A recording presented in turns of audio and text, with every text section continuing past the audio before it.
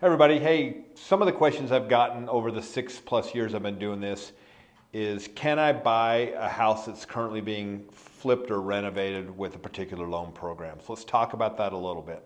So the biggest concern always is FHA. FHA's got rules around how flips work. So essentially, if you are an FHA borrower and you're looking to buy a house that's currently being renovated or flipped by a contractor or wholesaler, whoever may be doing it, at the earliest is 90 days. So let's say title changed 89 days ago. You can't go into contract till tomorrow. The earliest the contract can be written is 91 days. Now, oftentimes, investors will require 2 appraisals on an FHA loan to make that work. So keep that in mind when you're qualifying. If you're looking at houses and you see something that's being renovated or flipped, they need to make sure they've owned it long enough. I've actually run into issues where title has changed and there's been an issue. With FHA, depending on how title changes, that could derail any FHA loan, not just one that's being renovated. Now, the cool thing is conventional loans, USDA loans, and VA loans don't face those issues. Now, mind you,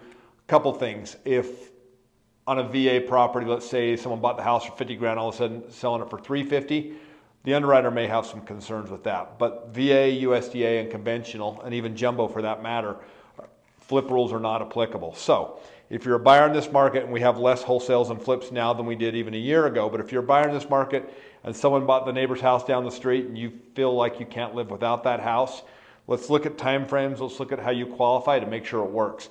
No matter where you're at in the country, this is applicable on those loan products. So reach out to me or my team, see how we can help. Now, if you like what I'm sharing, obviously like, comment, and please, like my channel, subscribe to it, make sure you share it with everybody. We love providing good insight in the mortgage world. Thanks.